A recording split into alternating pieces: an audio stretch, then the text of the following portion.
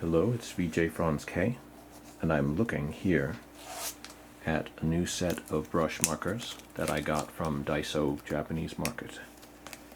Here we have a brush marker with black ink, and then here's another one with gray ink. And why would you need a pocket brush with gray ink? And the answer is it's great for shading if you're doing manga style illustration, comics, or whatever. I have really appreciated the value of gray. Yes, I got these unusual geometric scissors at DAISO that day as well. So it's worth a look to see what they have. It's a variety of interesting, inexpensive products from Japan. So here it is. It's a small brush marker. Look at that tip. A detailed felt tip, brush tip sort of marker.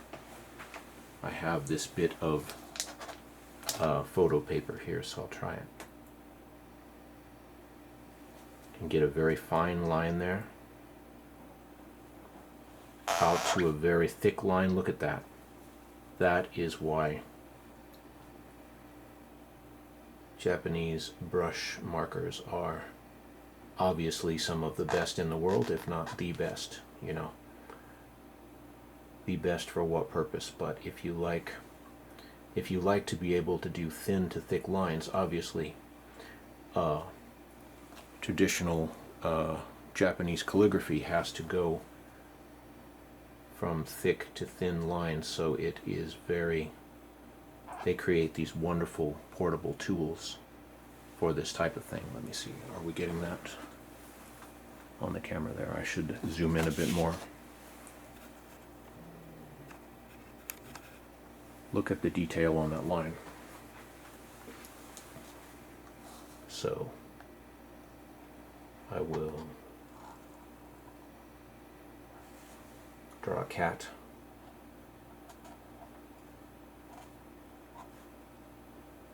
Which I often do. Notice how I can get a very thin line for his eyes, or very thick, a thick top line for his ear, a very thin line for the other line of his ear. So there, very nice. Once again, DAISO has not let me down, and these are fairly inexpensive. So here is the black marker, and then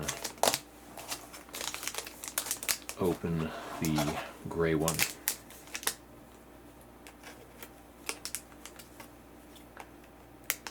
I will have to study my Japanese letters so I can read more of this. Kind of a different shape. It's a larger marker, but oh yes, and look, this is a much finer, see, it's too close, much finer brush tip. I guess you can't even see that, but down here, there it is. It comes to a very fine point there. See how that looks.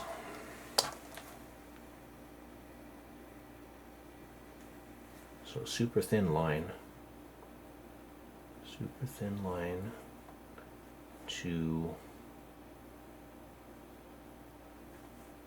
a more thick line. So I'm adding in a bit of shading here at the edge of the cat. Maybe fill in,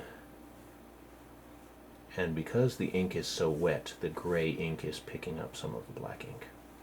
But obviously what we should be doing is putting in the gray ink first, and then putting the darker black ink over it. So this is going to be an eyeball, for example. And then maybe this is like some shading at the edge of the eye there, but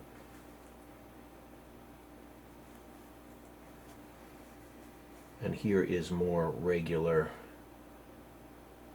cardstock. Wow, look at the difference there we are able to do. And that is the sort of dry brush look of it.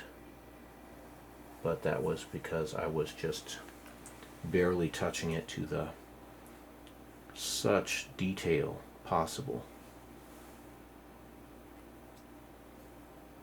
Even though, use them when they first arrive, because that is when they're sharpened, most sharp, and they get dull later on from repeated use. So here is the black once again, and now I will go there and outline this eyeball, put in the pupil,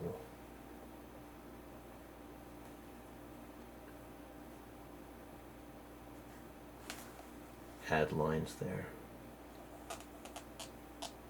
but right between the gray and the black you could produce an eye with a lot of detail. Oh wait, you can't even see the eye. Need to move it over there. And you probably cannot tell the difference between the gray and the black. The camera isn't totally picking it up, but I'll scoot this upward. But with my real eyes, I can see the difference between the gray and the black. It is significant when viewed in the right light. And here is the gray on a sort of lighter gray paper. Go beside the gray with the black. Wow, what a difference there. Go across all of it with some triangles.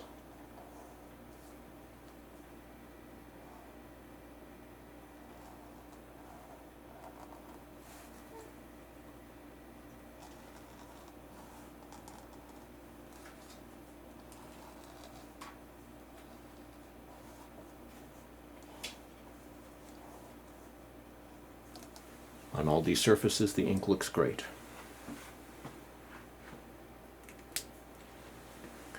So if you are shopping, wait, it isn't even visible. If you are shopping at your local shopping area and you see a DAISO, I say, go in. At least get yourself some writing supplies, if nothing else. But the products there, they're a little bit more expensive than your standard 99-cent store. I believe the DAISO items usually start at about $2 each, but the quality tends to be better than your standard 99-cent store, so it is often worth it. And you can get various iced green tea or milk tea or other Ramune soda, different Japanese delights there. So enjoy cultural food experience.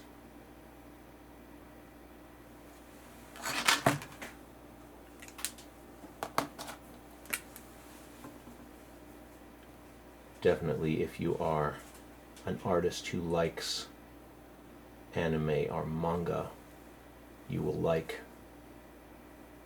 the art and writing supplies that are there. Just be careful, because a lot of the paper is A4 there instead of our standard 8.5 by 11 that we use in the United States. So just know what will work in your printer, your frame, or whatever.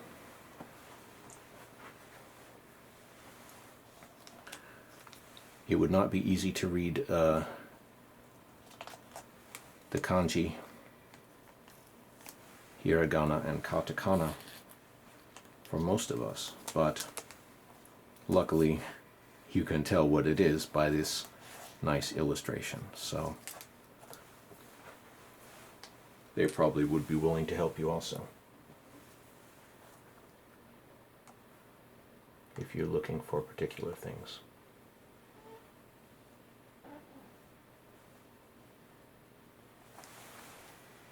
Let's see, what else should I talk about?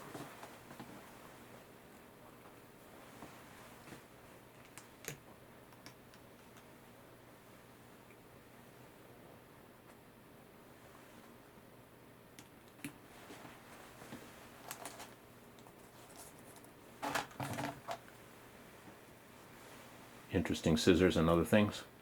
BJ Franz K signing out for now. Please like and subscribe. Leave your comments and suggestions here on YouTube, and we'll discuss things. Happy drawing, writing, and creating.